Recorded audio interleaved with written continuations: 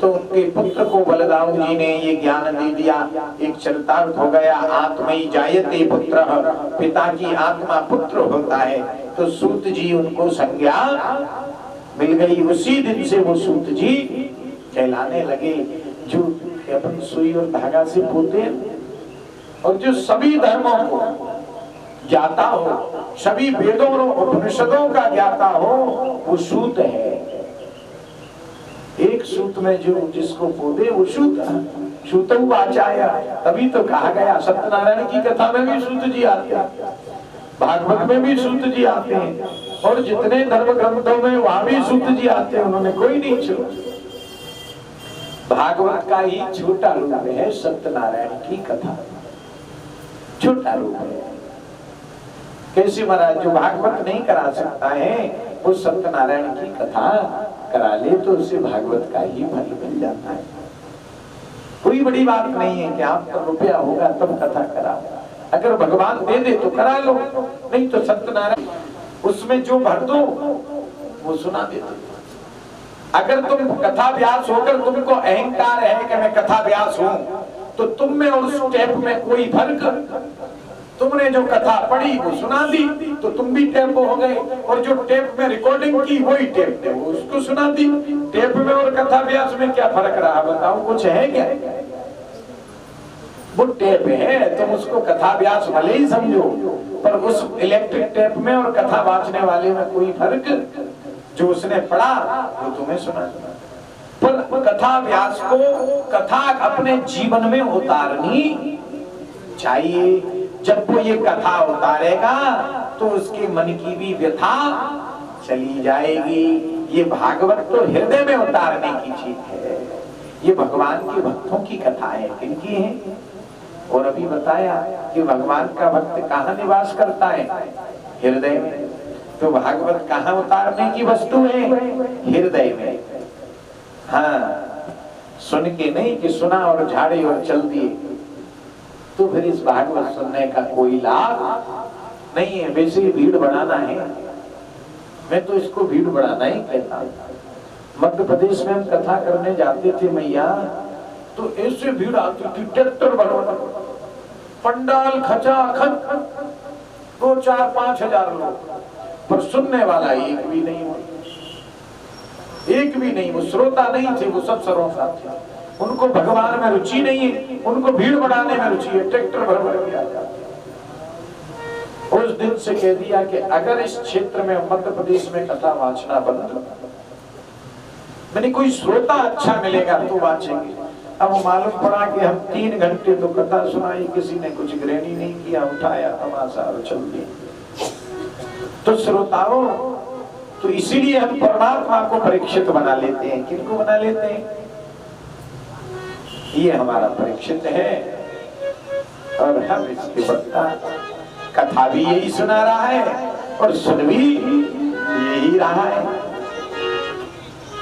परीक्षित वही जो कथा को सुने और अपने आचरण में, वही परीक्षित है जो सत्यनारायण की कथा कराए और अपने आचरण में उतारे। सत्यनारायण की कथा तो करा ली, और पड़ोसी ने पूछो, हमारे जैन साहब से पूछ ले कि ब्यास जी ने कितने पैसा ले। ब्यास जी ने तो लिए लाख और मैया के वे 4 लाख। तो मैया पहले ही झूठ बोल गई। तो काय की सत्यनारायण की कथा, ये तो झूठ नारायण की कथा है, हो गई नहीं हो गई। देखो कैसा संयोग है। ये जैन साहब है और एक सूरों की बेटी है। ये देखो हमारा तो संयोग ऐसा लगा है कि हम अभी सूरों की बेटियों को ही कथा सुना रहे हैं। गंजुड़वाड़ा में भी सूरों की, तो ये शुक्र क्षेत्र हमको खींच रहा है। जहां जहां शुक्र क्षेत्र के लोग हैं वो हमको खींचते हैं, आकर्षण करते हैं। हमको तो बाद में मालूम पड़ा कि बोले गुरुजी एक सूरों की बच्ची भी हमारे परिवार में है। मैंने बहुत अच्छा। तो श्रोताओं, ये भागवत कथा हृदय में उतारना। पर सत्यनारायण की कथा तो एक नहीं कराई थी, किसने? सतानंद ने। और तो सब झूठ नारायण की कथा करा रहे हैं अभी से। शास्त्र कहते हैं अगर सत्यनारायण की कथा कराओ तो व्रत ले लो कि मैं आज से सत्य बोलूंगा, झूठ का आचरण नहीं करूंगा। वही सत्यनारायण की कथा है। पर चलो पूरे जीवन नहीं काम चलेगा, कलयुग है, झूठ भी बोलना पड़ेगा, बोलो। पर जिस दिन सत्यनारायण की कथा कराओ उस दिन तो सत्य बोलो, उस दिन झूठ मत बोलो। पर कहने का तात्पर्य यही है, जिस प्रकार देवता अपने कार्य करने में कुशल होते हैं, उसी प्रकार कलयुग का मनुष्य भी अपने कार्य कुशलता को ध्यान रखता है। और कैसे सुधा कुंभम ग्रीवेतम देवा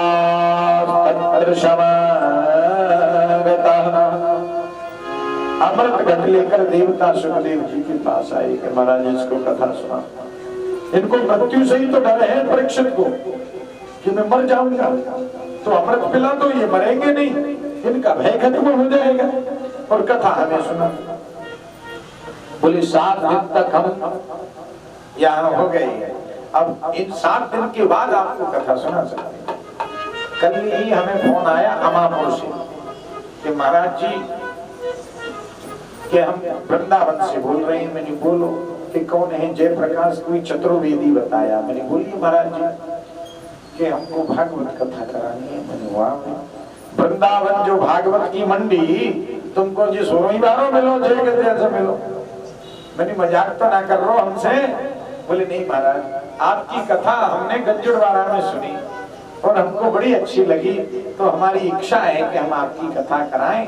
और वो रहने वाले अमापुर के, तो कल बोले अभी 1-2 दिन में आप कथा कर दो। मैंने भैया अब तो हमने कथा, कल से हमारी कथा प्रारंभ है, गंजड़वाड़ा के यजमान हैं वो करा रहे हैं। बोले कितना दे रहे हैं?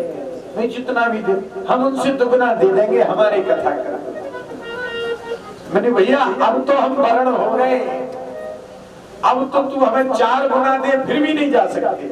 अगर पहले देता तो सोचते भाई, हम भी तो हम सोच सकते हैं, पर अब तो वर्ण हो गए, अब तो कुछ भी नहीं सोच सकते हैं। उसी प्रकार आज सुखदेव ने भी उसका त्याग कि अब तो मैं परीक्षित का वर्ण हो गया, अब तुम्हें कथा नहीं सुना सकता हूँ। आम श्रोता बनकर कथा सुननी हो तो सुन लो। बोले तो अमृत घट पिला दो। बोले अमृत पिला दे। परीक्षित से पूछा, बोलो बेटा क्या पियो? देव अमृत पियोगे कि कथा अमृत पियोगे? बोले महाराज इसमें अंतर क्या है? कम काचम कममणि महा, जैसे कांच और एक मणि, उसी प्रकार अंतर है। जैसे कांच की मणि और एक ओरिजिनल मणि, एक हीरा और एक कांच, और दोनों बराबर चमक रहे हैं, पर हीरा अलग है और कांच अलग है। कम कांचम कम मणि महान। बोले अब कांच कौन सा है और मणि कौन सी हो, ये तो बता दो। बोले देखो कथा अमृत तो हीरा है, मणि है, और देव अमृत कांच है। क्या है? कांच है। तो हम तो कथा पिएंगे। बोले और इसको सुनने से क्या होता है? सुनो। बोलो कथा सुनने से व्यथा मिटती है, भागवत कथा सुनने से हमारे पाप नष्ट होते हैं। क्या नष्ट होते हैं? पाप। और देव अमृत पीने से हमारे पुण्य नष्ट होते हैं। अब तुम्हें पाप नष्ट करने हैं कि पुण्य? परीक्षित बोला हमें तो पाप नष्ट करने हैं, हमें देव अमृत नहीं पीना जो पुण्य नष्ट हो जाए। बड़े पुण्य से ही तो देव अमृत मिलेगा, और देव अमृत मिल गया तो पुण्य खत्म, और जब पुण्य खत्म तो आप पाप करने लगेंगे, अमर हो जाएंगे, तो फिर किसका भला? जो अमर हो जाता है वो पाप करने लग जाता है। तो कथामृत बढ़िया जो पापों को मिटाता है। तो परीक्षित ने उसका भी त्याग कर दिया और कथामृत को पान किया। बोलो भागवत भगवान की हरि की कथा सुनाने वाले, अरे हरि की कथा सुनाने वाले, गोविंद कथा सुनाने वाले, तुमको लाखों प्रणाम, तुमको लाखों प्रणाम, तुमको लाखों प्रणाम, तुमको लाखों। भक्ति है। क्या है? भक्ति। और ये दोनों मेरे पुत्र हैं, ज्ञान और वैराग्य। और ये जितनी स्त्रियां मेरे आसपास बैठी हैं, कोई गंगा है, कोई जमुना है, कोई सरस्वती है, कोई कावेरी है, कोई नर्मदा है, आदि नदियां जो इस मृतलोक को पवित्र करती हैं, वो नदियां ये मेरे पास बैठी हैं। कोई तुंगभद्रा है, कोई शिप्रा है, कोई चंद्रभागा है, कोई गोमती है। ये सब नदियां मेरे दुख को दूर करने के लिए बैठी हुई है। बोले दुख क्या है? वृंदावनस्य संयोगात्मा पुनरवतरणी नवः धन्य वृंदावन तेन भक्ति नत्यन्त यत्र च। महाराज को यहाँ उल्टा हो गया। घटते चढ़ता माता तनयो तनवास, ये उल्टा हो गया। घटते जड़ता माता तनयो, माता तो युवा हो गई और पुत्र बूढ़े हो गए। मैं तो 18 साल की हो गई और बच्चे मेरे 80 साल के हो गए। क्यों? कौन कहेगा मैं इनकी माँ हूँ? वही कह देंगे कि जीजा की नातनी है। चोरी ना करेंगे 80 साल की 18 साल की कहां से छोरी आई? चोरा की छोरी होगी महाराज। ये तो उल्टा हो गया। क्योंकि धन वृंदावन तेना भक्ति नत्यंत यत्र च। जैसे ही मैं वृंदावन आई तो मैं युवा हो गई। क्या हो गई? द्रविड़ देश में पैदा हुई, कर्नाटक में कुछ बड़ी हुई, गुजरात में आई तो मेरी काया जर्जर में वृद्ध हो गई। गुजरात में ढोंग ज्यादा पूछता है। क्या पूछता है? ढोंग। चले जाओ, सबके गले में तुलसी की कंठी। किसकी है? और सवेरे से दुकान पे समझा तक झूठ बोले तो हाँ बोलो, पर इतना बोलो कि जिससे तुम्हारी जीविका चले जाए। हम भी बोलते हैं, पर उतना बोलते हैं जिससे हमारा जीवोपार्जन हो जाए। इतना नहीं बोलते कि हमको 10 लाख की 4 पहिए की गाड़ी की भी व्यवस्था हमारी व्यवस्था ये करेगा। मनुष्य क्या करेगा? परमात्मा की जब कृपा होती है तो मिट्टी भी सोना हो जाती है। और कृपा नहीं है बड़ा भगवान की। देखो, एक तो इस नगर का मेरा जन्म स्थान और कथा भी नगर वालों को ही सुना रहा हूँ, चाहे सोरों में सुनाऊं चाहे गंजड़वाड़ा में सुनाऊं। अब इसके बाद कथा हमारी आगे भगवान ने चाहा तो सिद्धपुरा में भी होगी और वहां भी सोरों के ही है, वो भी सोरों के ही है, और आगे भी होगी वहां भी सोरों के ही है।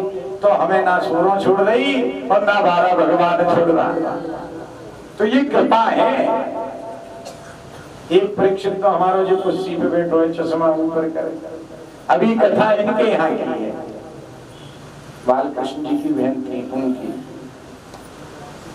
यहाँ की। तो ये हमें तो बारा भगवान छोड़ ही नहीं रहा है। बेटा चल, जहाँ जहाँ मेरी बहन बेटी है चल उनको उद्धार कर। वो सोरों छोड़ के गलत रास्ते पे चली गई, वहाँ घंटुरिया कोई हिलाता ही नहीं है। कम से कम धर्म का ज्ञान बतला दे, धर्म का बीज। और सोरों वालों ही जाने धर्म कैसे हो। वो मैं ये उनकी नहीं कह रहा हूँ, जहाँ जहाँ सोरों की बहन बेटी गई जिस घर में, उसको एक ही कष्ट है कि उसके घर में पूजा पाठ सोरों जैसा नहीं होता। धन तो है, गाड़ी है, घोड़ा है, सब कुछ है, पर वो जो पूजा पद्धति वो नहीं है। तो वो चाहती है कि उसके घर वाले भी वो पद्धति सीखें। तो वो हमको जरूर भैया आ जाइए और इनको कछू भुट्टी पिला दीजिए। तो ये तो भुट्टी तो नारायण पिलाता है, हम तो एक निमित्त है। बोल भागवत भगवान की श्रोताओं। तो आज उल्टा हो गया है, क्योंकि कलयुग में दोष है। कहते हैं राजन कलो दोष निधे राजन अस्ति एको महान गुण। कलयुग में दोष है। क्या है दोष? आज नारद जी पृथ्वी से कह रहे हैं, पृथ्वी तू भक्ति चिंता मत कर, ये पृथ्वी भी तेरे पास बैठी है, इससे पूछ, ये स्वयं धर्म के साथ विद्यमान है। कलयुग ने तो इसके सब काट दिए हैं पैर। एक पैर पर ये धर्म पर जिंदा है, सत्य पर, तप पर, ये 2 ही पैर बचे हैं। सत्य जाता चला जा रहा है। अब तप भी खंडित हो रहा है, कौन तप कर रहा है? यही तप रह गया बस। भागवत भगवान ही बचा है जो तुमको तप रूपी पृथ्वी पर टीके पड़ा है। सत्य चला गया। श्रोताओं, बार बार भक्ति को समझाते हैं, भक्ति बोली कुछ तो करो। भगवान कहते वृथा खेदयति वाणी। अरे बाला, तू क्यों खेद चिंता करती है? अहो चिंता दुरागतः, क्यों किस बात की चिंता करती है? श्री कृष्ण चरणाम्भोज, कहाँ जा? श्री कृष्ण चरणाम्भोज स्मरे दुख गमिष्यति। तू भगवान श्री कृष्ण के चरणों की शरण ले ले, तेरे सब दुख दूर हो जाएंगे।